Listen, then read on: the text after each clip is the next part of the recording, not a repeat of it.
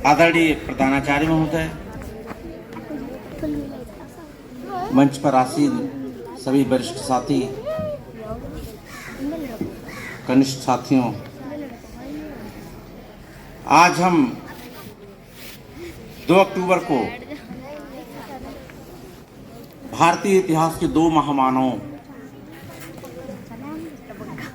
स्वर्गीय श्री महात्मा गांधी और जिन्हें हम हमारे देश में गुदड़ी का लाल बहादुर शास्त्री के नाम से जानते हैं। महात्मा गांधी जी के जीवन पर हमारे सभी साथियों ने बहुत सारा प्रकाश डाला, लेकिन अगर स्वतंत्र भारत के इतिहास को देखा जाए तो केवल एक ही चरित्र ऐसा मिलता है जिसकी कथनी और करनी में कोई आज तक अंतर नहीं कर पाया, वो है स्वर्गीय श्री लाल बहादुर शास्त्री। इनका जो जन्म है 2 अक्टूबर 1904 को मुगल सराय के रेलवे कॉलोनी रामनगर में हुआ था।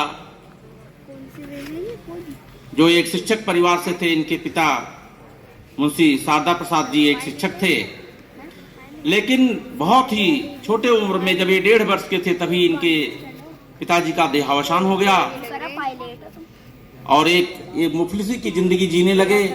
इनकी माताजी पूरे परिवार को लेकर के अपने मायके में चली आई मिर्जापुर में, और वहीं पर इनकी पढ़ाई लिखाई होने लगी। उस समय जो इतिहास बताता है कि ऐसी स्थिति इनकी थी कि नाव के नदी पार करके जाना पड़ता था, गंगा पार करके, तो इनके पास इतने पैसे नहीं हुआ करते थे कि नाव की उतरवाई दे सकें। तो ये अपने पुस्तक को अपने सर पर रख करके और नदी पार करके डेली तैर करके जाते थे और शिक्षा ग्रहण करते थे। उस समय जब ये अपने वयस्क काल में आए तो इन्हें 4 रुपए प्रति माह, जिसे आज स्कॉलरशिप कहा जाता है, स्कॉलरशिप इन्हें मिलने लगी और ये अपनी पढ़ाई को अनवरत जारी रखे।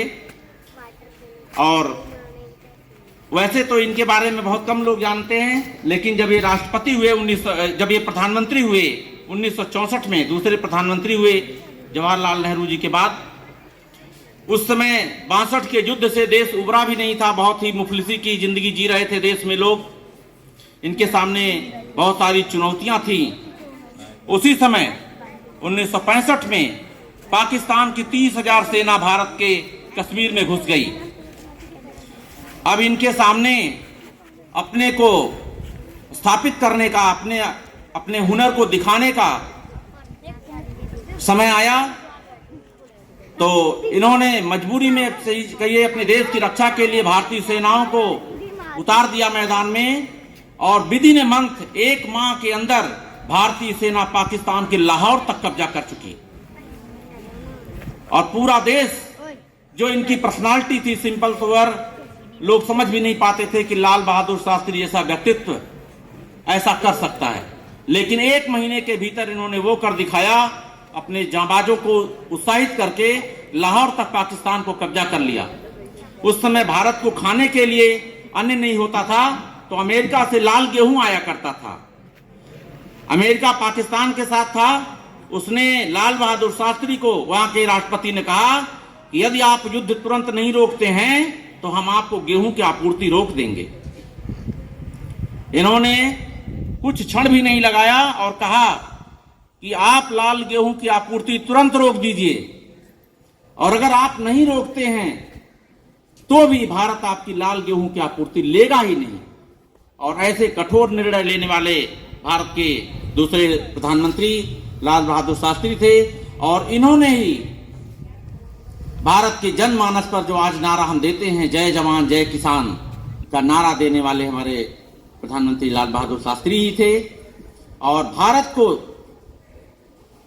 अन्य के क्षेत्र में सबल बनाने में इनका सबसे महत्वपूर्ण योगदान रहा है लाल बहादुर शास्त्री जी का।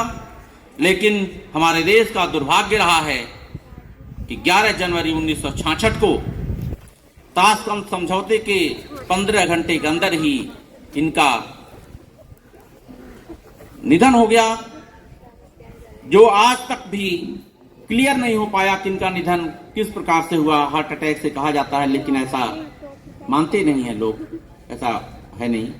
तो आज हम अपने इस कृतज्ञ राष्ट्र की तरफ से, अपने इस विद्यालय परिवार की तरफ से इन दो हुतात्माओं को विनम्र श्रद्धांजलि देता हूं तथा ईश्वर से ऐसा प्रार्थना करता हूं कि हे ईश्वर, इस तरह की आत्माओं को जब भी पृथ्वी पर आना हो तो उनको इस भारत भूमि की मिट्टी प्रदान करिए, जिससे हम सभी लोग पुनः गौरवान्वित होने का अवसर प्राप्त कर सकें। Thank you.